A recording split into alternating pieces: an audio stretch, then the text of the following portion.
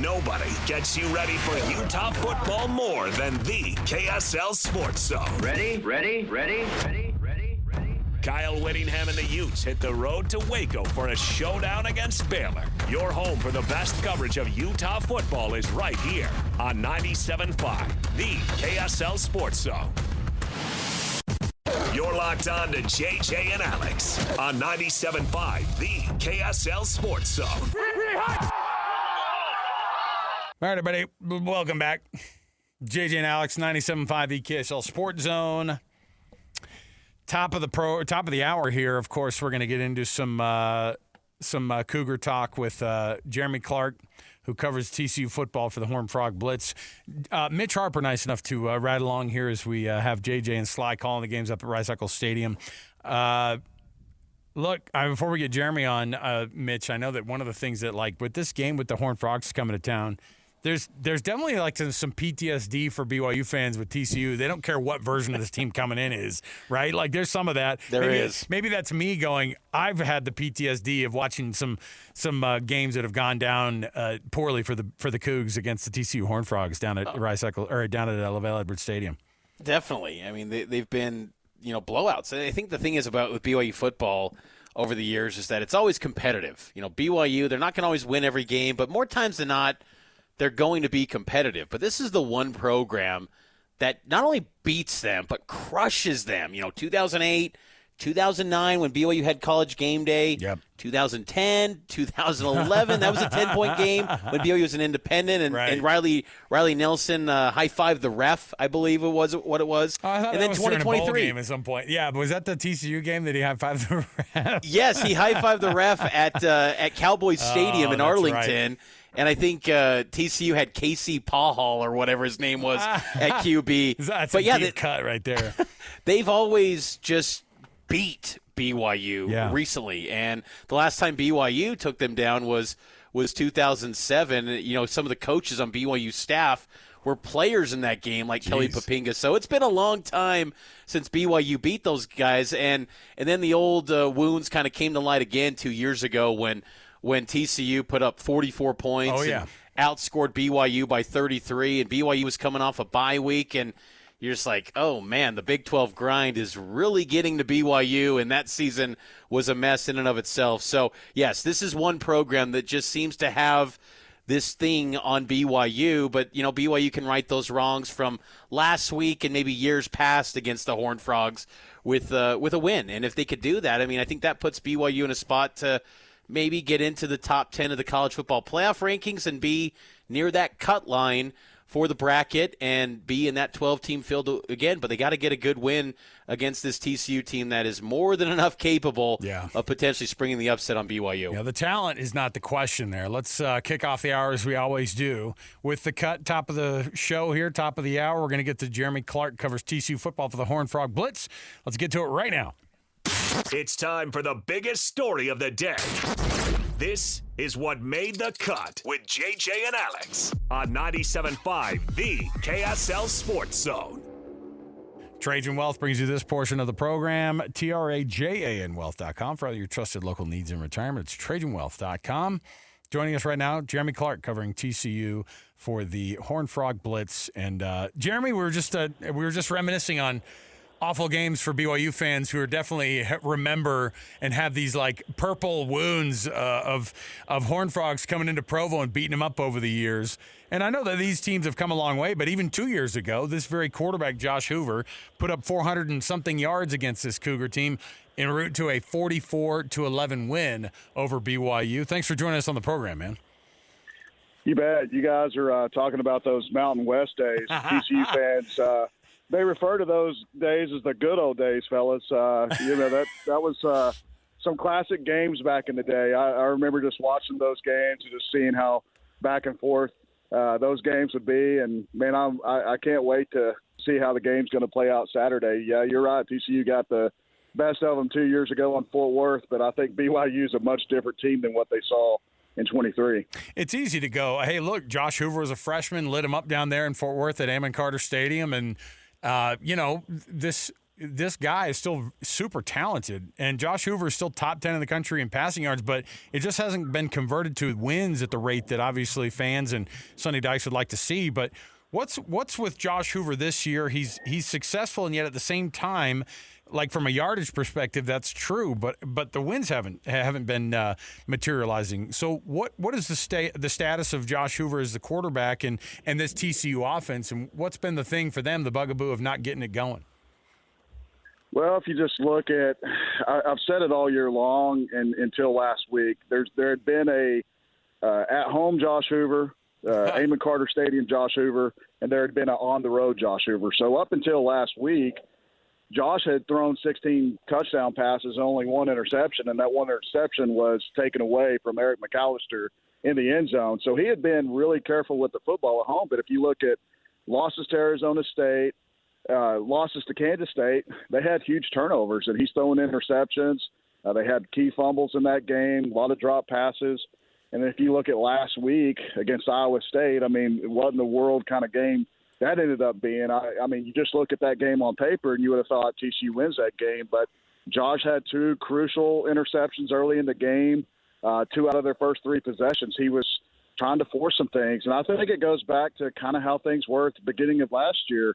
They had no run support. They had no identity as an offense when it came to running the football. And you started to see Josh kind of look back and try to put some things on his shoulder a little bit. And I think he's kind of doing those things again. TCU's one of the worst rush offenses in the nation.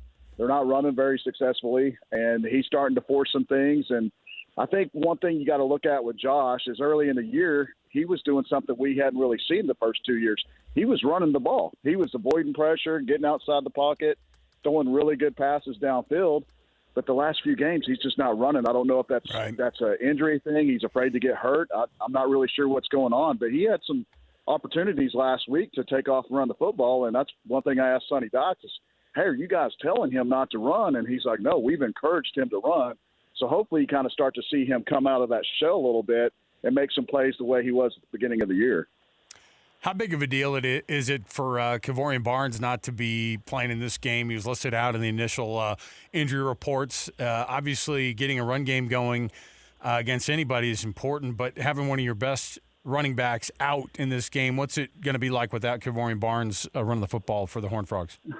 Well, I mean, there's no doubt he's the best running back they have. He's been the most successful when he's been healthy this year. It's kind of been off and on. He had a great game against North Carolina, got banged up in the second game of the season, so he missed a couple of games and comes back. I think he had a pretty decent game against K-State and then had a pretty decent game against Colorado and just didn't really run the football, or he ran the ball well against Baylor, but then he's just kind of fallen off the map again, and he obviously got hurt early on last week against Iowa State. So missing him, you're missing a guy that's 225 pounds. You got a 225-pound running back, you're going to get some yards. Trent Battle is the ultimate team player. Every TCU fan loves the guy. He's been there 17 years, something close to that. But he is a tremendous team player. He's just not the running back Barnes is. He can get little chunks of yards. He can do some things out of the backfield, catch passes. He's really good in pass protection, but not having Barnes out there is going to be a huge loss for them. And you're probably going to see a little bit of Jeremy Payne getting in the mix as well. Mm-hmm. He had 9 yards per carry last week, but he had that crucial fumble, coincidentally, on his longest run of the game, a 28-yarder. He fumbles that late in the game, and Iowa State recovers, and the rest is history. But it's gonna not be very good for TCU not to have Barnes out there. One of my favorite people to talk to every year at the Big 12 Media Days is Coach Sonny Dykes. He's just a guy who understands the game. He understands how to be that PR guy for your team too. He's really great to break the game down for whomever he's talking to about it. But this is a team that I think a lot of folks. I had TCU as a dark horse winner of the Big 12. I thought they're going to turn this thing around. They sneakily won 9 games last year. People forgot, I think, at the end of the year, at least around here, that TCU won 9 games. And I thought, man, you better watch out because they're bringing Josh Hoover back and they have all these weapons. And certainly to start the season off, that's where they were. And Sonny Dykes believed a lot in them being able to return to glory there. What is the coach's response to where the team has been this year and some of their shortfallings, against some of these teams? Well, I think it's obviously really frustrating to him because they haven't played a complete game. They haven't started several games off on the right foot. I mean, the last 5 games in the first quarter, they've scored 10 points. And they've had trouble closing out games. So if you look at that Baylor game, they were up 42-21 with 3 minutes to go. And they made that score look a lot closer than what it was. So just the frustration level of not going out and playing complete games is pretty much on everyone's mind. You're right. They had a lot of talent coming back. Obviously, Josh coming back was a huge boost for them. They're an old team. They've got a lot of seniors, Bud Clark on defense, Namdi Obiazor, Caleb Elarm-Zor. They're really good players on defense. They're all seniors, but it's been frustrating. You're talking about a team that was 3-0. They go out to Arizona State. They're up 17-0 on the Sun Devils, and this is when Arizona State had 1 loss on the year. And so you're thinking, okay, I was right there with you guys. I mean, they were a dark horse to me. I mean, obviously I cover the team, so I see them a little bit more than others. But I just knew they kind of had the makings of a team that can quietly sneak up on some people. There weren't a lot of people talking about TCU, but it's been extremely frustrating. I mean, last week they were up 17-6 in the fourth quarter. And like I said earlier, if you look at that game on paper, you're thinking to yourself, how in the world did TCU lose this game? But they just made these mistakes that just pile up. Punt return, special teams, turnovers. They just been doing things that they don't really do. And if you look at last year, they did win 9 games. They went 9-4, and they were 3-3 at the beginning of the year, and they ended up winning 6 out of their last 7 games. And a big reason they were winners in those games is because they didn't turn the ball over. They made some changes to the offense, moved Savion Williams, put him more of a running back to help that run game, and they made some systematic changes that helped them, but they're just not. I don't know what it is. There's some disconnect somewhere. I cry myself to sleep at night trying to figure it out. I don't know. It's bugging a lot of people because this team is a lot more talented than what their record shows right now. They've got some really good athletes that I think are on the radar for NFL teams, and it's really surprising to me that they're sitting there at 6-3 and pretty much out of contention to compete for the Big 12 championship. You know, I grew up in the Dallas-Fort Worth area for a good chunk of my 0 to 15. I was there in the Dallas-Fort Worth area. And TCU, growing up, it was, hey man, like this is not a program that's going to do anything. It was like SMU and TCU were kind of laughed at in the state, and then you have things turn a corner when Gary Patterson comes in, and obviously things have flipped there in Fort Worth, and they've flipped for TCU over the past 2.5 decades. And obviously fans have an expectation now. Where do TCU fans, or not fans, but where does TCU stack up compared to other teams that they're now in competition with when it comes to not just recruiting, but with the money side of things? Everybody looks across the state now into West Texas and goes, how on earth are those Texas Tech guys outspending people here in the Dallas-Fort Worth area? Do they look at the competition as that too now, the money side of things on top of not just being able to recruit guys, but being able to pull them in with the money? Yeah, I mean, that's a huge part of building a program now. You've got to go out and pay players. That's the simple fact of it. I mean, I've talked to several recruits, and some of those recruits, that's their number one factor now. Back in the day, it was, hey, what kind of uniforms do these guys wear? How's the campus, and how many girls are on campus? And now it's all about NIL, how much can they get paid?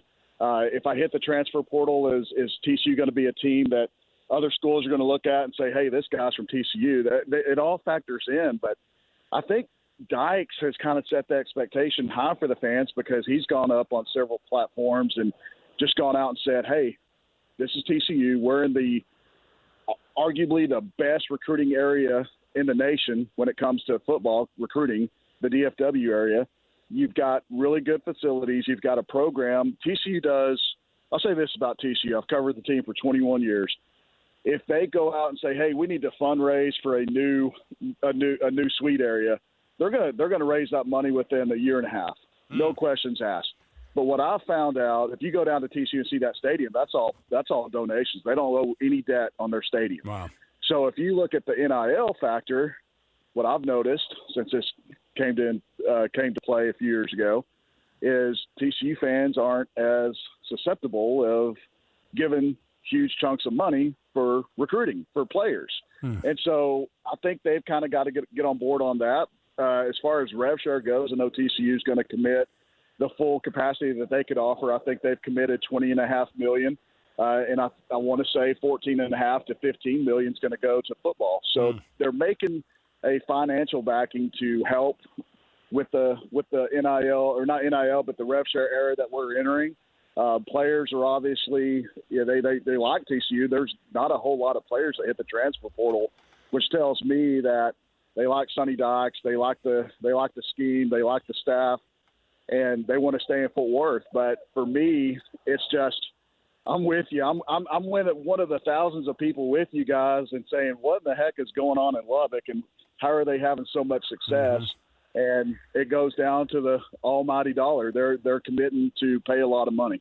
Yeah, and you wonder too. I mean, part of that is like, even one big backer will make a big difference. And like for BYU fans, their basketball program, people see a handful of these big donors and they go, they have had big money people show up, big time powerful alumni show up and be a part of this. And so this is one of those things that I think people here locally, they go, it used to just be an absolute disaster to try to ask somebody to talk about money. And now a place like BYU that was so averse to talking about money is happy to talk about it because they're winning some of those money battles that, other big programs in years past, they'd win the recruiting battle on. And so it's a weird spot to be in, but it's also pretty interesting to watch at the same time. When you see this BYU team and when you see what they have put on the field, and their first loss was at Texas Tech last week, but it wasn't just a loss, it was a butt whooping. What do you see with this Cougar team and Kalani Sitake and these guys and what they've put on the field so far this year and what they could potentially put on the field at home against TCU? Well, let me tell you, I love this team. I love how physical they are. They're very sound on defense. They don't make mistakes. It's kind of like the traditional BYU team that you always see. They don't beat themselves. And I love Bear. He's a true freshman quarterback. He is already making huge plays. That for that guy to come in, especially after you guys lost Jake at the beginning of the year, it's just crazy for me to see that Bears come in and played the way and the level he's played at. Tough physical team up front. LJ Martin's one of the best running backs in the Big 12. And I'll tell you right now, they only average, I think, 213 passing yards a game. But I would take Chase Roberts and put him on any team. I could put him on because that kid, to me, is not only the best receivers in the Big 12, I think he's one of the best receivers in the nation. So it's a really fun team to watch. It's crazy to see their climb. Like we said early in the show, 2 years ago, this was a team TCU beat 44-11, and that's not the same team. And you just kind of look, and that's kind of how TCU fans are looking at this too. Is like you're seeing teams in the Big 12. The Big 12 has a ton of parity, but there's some teams that you've been able to see the last couple of years that have shown improvement. An Arizona State team that was picked dead last finishes first. A BYU team that didn't win a lot of games in 23. Now they're on the cusp of being top 10, competing for the Big 12, and they had a great year last year. Cincinnati coming out of nowhere this year and playing pretty good football. So I think this league in general, it's a crazy league. I don't think there's another league out there in the nation where you could say, hey, the top team in the conference could lose to the worst team. Now, I don't think Texas Tech's ever going to lose to Oklahoma State, but we did see a crazy West Virginia team beat Houston when Houston was in contention for the Big 12 title game. So it's a crazy league, but I would say this: Texas Tech and BYU, those are the top two teams, without doubt. They play the most sound football. I love the athletes, and it's going to be a heck of a match for TCU to go up there and pull off the upset. This isn't the old Mountain West days, guys. Jeremy Clark, he covers TCU with Horned Frog Blitz, where you can find his byline there. Are you coming out to Provo? Are you going to be down there at LaVell Edwards Stadium? I am not making it. I am not making it to Provo. I wish I was. It's a beautiful place up there. It is. Utah is definitely one of the most prettiest places. We have a blessing as part of this country to drive through and to visit. But I'll be watching. I'll be staying up late, trying to everything I can to stay up and get that post game in. And because down here in Texas, it'll be probably close to 1 a.m. by the time they get that thing done and wrapped up. So it's going to be a fun one to watch. Well, we appreciate it, Jeremy. Have fun. We appreciate the insights, and we'll be checking in, of course, in the future here. Hey, I appreciate you guys. Enjoy it. There you go, Jeremy Clark, everybody. Man, they just expect so much out of their teams down there, don't they? And it's like, well, sky's falling. And there's so many teams down there, too, that you have so many fan bases that are just, and you can't have them all winning all the time. It's just Baylor fans, well, fire Aranda, this sucks. Sonny Dykes, what's that guy brought us? What a national championship game appearance. Yeah, but that was just 1 year. That was his first year, by the way, too, when he was coaching after Gary Patterson. Wild. Hey, did Springville do it? Springville did it. 30-24, there's your final. They just beat Brighton, my guy. So you're going to have a Orem-Springville, all Utah County representatives down there at Rice-Eccles Stadium on Thursday for the 5A state championship. That's it, right? Those are the two. Yeah. Yeah, there you go. Well, we'll see. See how that one goes. Should be a fun one, yeah. Absolutely. All right, we'll take a break. We'll come back. We've got around the corner. Oh, what do we have? We got for you the Jazz Daily, of course. We're getting you ready for Jazz, who are going to be top of the hour. What's crazy, too, is now you've got Ace Bailey, who's wowing the crowds with a couple of nice games there lately. What's the rookie going to do next? We'll have Jazz Daily for you. We'll get you ready right around the corner. Stay right here. More to go. 97.5 KSL Sports Zone. What time is it? Your exclusive home of Utah Jazz basketball is right here on 97.5, the KSL Sports Zone. Tipped out. Bailey has it for the Jazz, who lead by 2. Ace turns the corner in the open court. Little off balance. Settles himself. Pulls for 3. Oh, my, Ace Bailey. Yes, you do. Waits for Lowry at 6. Drives hard with the left hand. Kicks to the corner. Flips wide open. 3-ball, no. Rebound tipped around. Market and follow. No. Bailey follow. Yes. Ace Bailey at the horn. Nurkic up top. Bailey pops out to the wing. Drives with the right hand. Crosses over. Steps back for 3. And makes it. A world-class move from the 19-year-old Ace Bailey. You're locked into JJ and Alex on 97.5, the KSL Sports Zone. All right, welcome back, everybody. JJ and Alex, 97.5, the KSL Sports Zone. Thanks for being with us. Hey, tomorrow we're going to be at Kenny J's Barbecue for our Football Friday. Finally, Football Friday where I think all the local teams, no more buys the rest of the way. You got now through whenever the last bowl game gets played, okay? You're going to have the break, of course, after the conference championship games. But even then, you may have a local team here in BYU playing in that conference championship game. You may have a couple of teams who are going to be on the verge of possibly making that push into the college football playoff. Keep your fingers crossed, right? So, I mean, we're in a planning meeting, and people will ask, and they'll go, so there's like no chance anymore then for Utah to go to the playoff, right? I'm like, no. They actually probably have I think from a mathematical standpoint, going to the conference championship game is probably lower than them going to the college football playoff, right? Like, because what you rely on in the college football playoff, Alex Napoles, is what? You got to have the flawed system of humans making the decision, and Utah as a brand is easily recognizable. And when they're kicking the crud out of teams, and I have no doubt they're going to do the same thing this weekend, the way the Baylor's sitting. If they keep doing this week in and week out, and then they don't have to play in the conference championship game, and then maybe you got Notre Dame getting a loss, and then maybe you got a couple of 3-loss teams in Texas and Texas A&M, you could make that.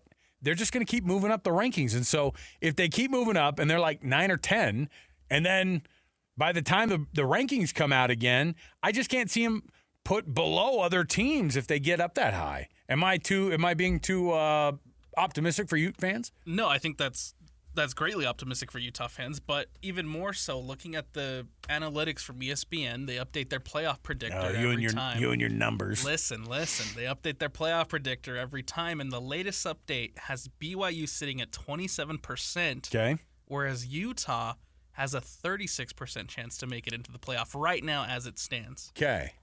Now, does that percentage go up for both teams with more wins? Or do you think that number sits there for BYU because going to the conference championship game is actually a liability for them? Because if an 11-1 BYU goes, I mean, obviously if you're 11-1, you're going to the conference championship game.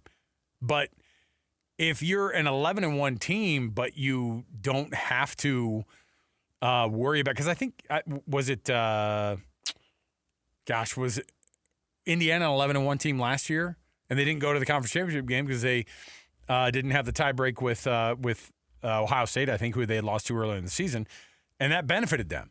Now, in BYU's case, they're not going to get lucky enough to have another 11-1 team go to the conference championship game. Honestly, they would actually probably need it.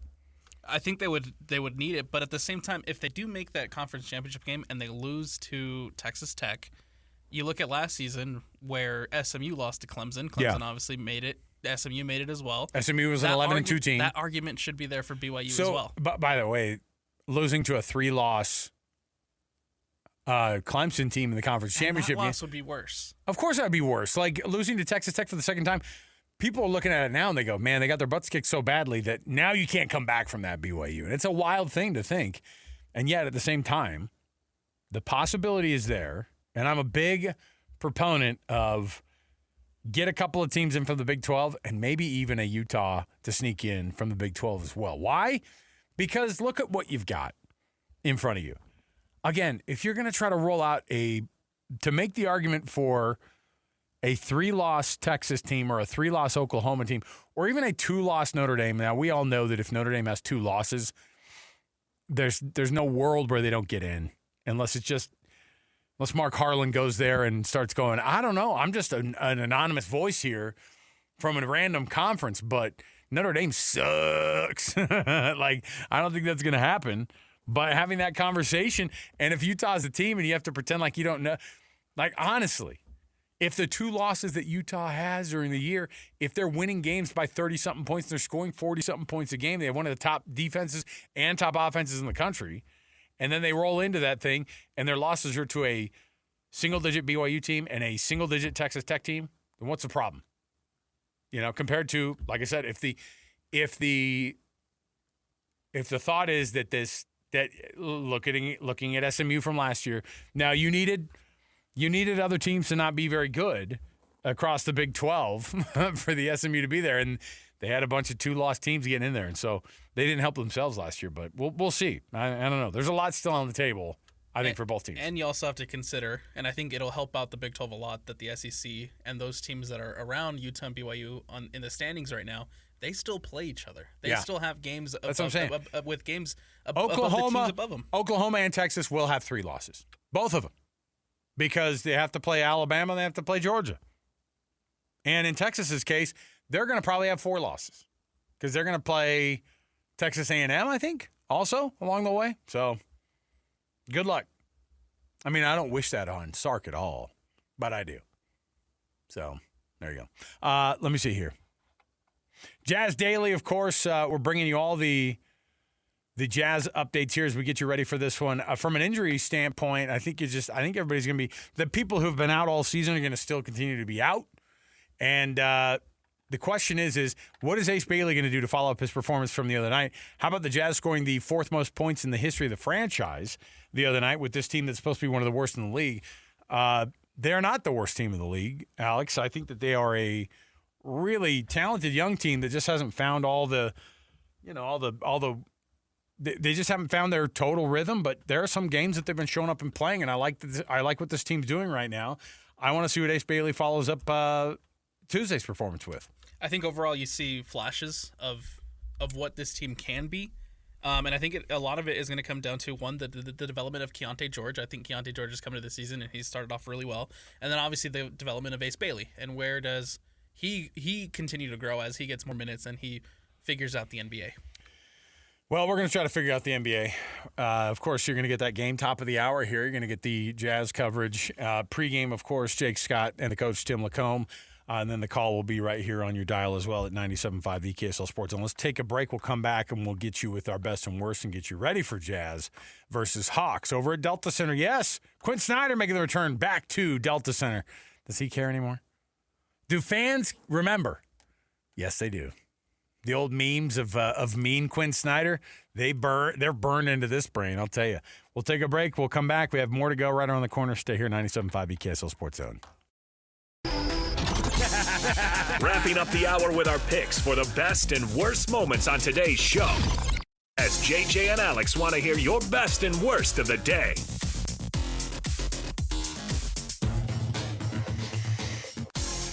Oh, just about 6.5 minutes here till Jazz versus Hawks pregame right here on the KSL Sports Zone, your home of the Utah Jazz on the radio. And Tim Lacombe, the coach, and Jake Scott going to carry you all the way through, and then you're going to get yourself a little bit of Ron Boone and, of course, the radio voice of the Utah Jazz, David Locke. That's coming up here, top of the hour. In the meantime, hey, your best and worst brought to you by the good folks at the Doug Smith brand of dealerships in American Fork, Spanish Fork, and in Linden. Nobody knows cars like Doug. Hey, our best is Nikola Jokic feeling absolutely disrespected after not winning the MVP last year. Is there a little bit of that? He pretends like there's not, Alex Napolis, but like 55 points last night in that game.